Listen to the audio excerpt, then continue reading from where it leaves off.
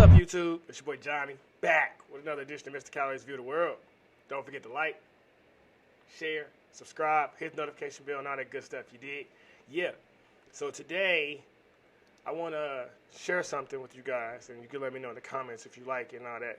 So, recently, I was honored to go to the Missouri Capitol and testify in support of school choice. If you don't know what school choice is, it's to allow charter schools and to make it easier for kids to go to a school outside of their neighborhood schools, because most public schools are unfortunately failing, and parents should be able to take their children to a different school or do whatever they see fit to work best for their kids. So I went out to the Capitol. I testified. I did my thing. So I'm going to let you guys check out my testimony, and then I'll be back. You did? All right. Let's go. Hello. My name is Johnny Calloway. I'm a resident of Kansas City, Missouri, and today I will talk about why I support House Bill 729. My daughter, who's sitting here, Jalea, was a kindergartner at Northfleet Elementary, a public school. Immediately I could see this wasn't an environment where she could prosper, and that leaving her in this school would have been detrimental for her long-term education and possibly her life. At that time, I was a full-time, single father, but I knew I had to do something to make a difference. So I applied for a position at Notre Dame de Sion, which is a private school in Kansas City, as a technology support specialist. After being selected as one of 53 candidates for the position, I transitioned my daughter to private school, where she's been able to flourish in ways that I would have never imagined. She attended Sion from 1st to 4th grade until COVID affected our family. I recently gained full custody of my son Johnny, sitting here. My son Johnny attended Academy Lafayette, a charter school in Kansas City. For the first time in a long time, things were running pretty smooth in our life, and then COVID-19 happened. Due to his school switching to virtual, I was not able to give him the proper parental support that he needed, so I began looking into options that could accommodate both of my children. I then found Crossroads Academy. They were highly rated, had space for both children, and it also continued the trend of a positive environment for my children. Thanks to this, both of my children speak 3 languages, and neither one of them know who Cardi B or Megan Thee Stallion is. My story is very much the exception in inner city Kansas City. Most parents in my community don't have options and are forced to keep their kids in failing schools, continuing the cycle of poverty and undereducation that runs rampant in my community. I was one of those kids, which is why I know firsthand that my community needs more choices. With the passing of this bill, more parents and students will be able to experience the opportunities that my children have been blessed to have. I'm the same kid who grew up in the City Union Mission, which is a homeless shelter. I'm the same kid that watched a man be shot on my front porch when I was 16 years old. I'm the same kid that graduated high school with no lights, no water, and no gas in the house.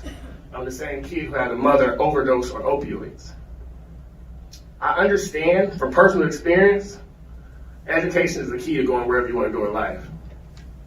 Thank you guys for your time, and I'm open to any questions if you have any. Thank you, sir. Representative Hicks. Thank you, Mr. Chairman. It's more of just a statement. We heard Representative Banger talk about it earlier, but first and foremost, I want to thank you. You're the prime reason for your kids' education. You got involved. You took the initiative. Wish my mother would have done that. So first, I just want to thank you for doing what you're doing. Thank you, sir. Now, in your situation, how do you see a bill like this helping your children with you? How does it work for you as the parent? Particularly for myself, I understand that my children are good because as a father, I stepped up. But I also understand I come from a community where 80% of the kids are born out of wedlock, and almost none of I'm the only friend that grew up with a father. None of my friends had fathers. So outside of sports coaches, we were lost. And school was that supplement. We didn't have areas in school. I was lucky to be a really good basketball player, so that kept me out of trouble. I just had a friend recently who committed a double homicide maybe 2 weeks ago. He's not a bad person, but when you don't grow up with a father, so no one shows you love, you're in school where as a boy, we understand that school doesn't work the same way for boys as it does for girls. So it's naturally for you to gravitate towards the street. I probably have 50 friends in jail right now for murder, and I probably have another 50 friends that have been murdered. And I can honestly say none of them were bad people. I laughed with them, I joked with them, I played with them. They were just lost in the world. And if they had a better school, if they had a STEAM program, if they had something that would gauge their interest, they wouldn't gravitate to the guns. They would gravitate to the knowledge, because we're all very intellectual people. I mean, Tuskegee Institute was built in 1881 by Booker T. Washington. We could do the same thing in 2020 if we had the resources and we weren't gravitating to the negative things of life. So while I understand this, my kids are great because I stepped up as a father. I'm here because I know more children need a father figure, and I want to do whatever I can to help where I come from. I don't believe that white supremacy is holding a black person back. I solely believe that we need more parents, more community involvement, and more stepping up to look out for our youth and our next generation. Amen. Well, thank you very much. We're going to do our best to see what we can do with this bill to help you guys out. Thank you. Yeah, so you saw that, did my thing, came through with the flamethrower, scorched him. And, you know, being real, like, I don't feel like that anybody, like that term black leaders or leaders, like I feel like that should go away. Like I feel like every man should be the leader of his family. Like every man is the leader of himself. It's up to you as a man to do what you got to do. Like, you know, me speaking up for better schools isn't so much for me. It's so we can get the knowledge into all of us to realize, like, we don't need a leader. You don't need nobody to tell you what to do. You know, you have a brain. You could think you are brilliant, and there's always somebody trying to tell black people what to do or what not to do or how we should act. Not even just black people at this point, just Americans, you know, like there's too many people trying to control other people. So I went to the Capitol and I feel like I let them know, like, you can't control what we can do, you know.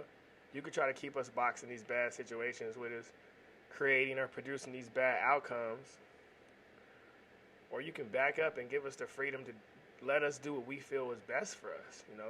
Freedom is me making responsibility and responsible choices for myself. I don't need no handouts. I don't need no guidance. Let me be a man and do it on my own. So I had a good time being at the Capitol. It was cool. My kids got a tour, got to meet a bunch of senators and stuff. And I just feel like the next time that we have an issue, we don't need to go riot in somebody's, you know, here it's the plaza. I don't know where it is in other states, but go to the Capitol. Go sit down with your senator, you know, go see who represents your district and have a real conversation with them. I mean, you would get a lot more done than screaming and making some sign and some hashtag. You know, they didn't put us into this box and got us joked where nobody takes our issues seriously. So if nothing else comes out of this video, I just hope more people realize that you can really go make a difference and really go to where the people who can fix your issues and not just on, you know, just on TV and doing on social media, just being all mad for nothing, you know.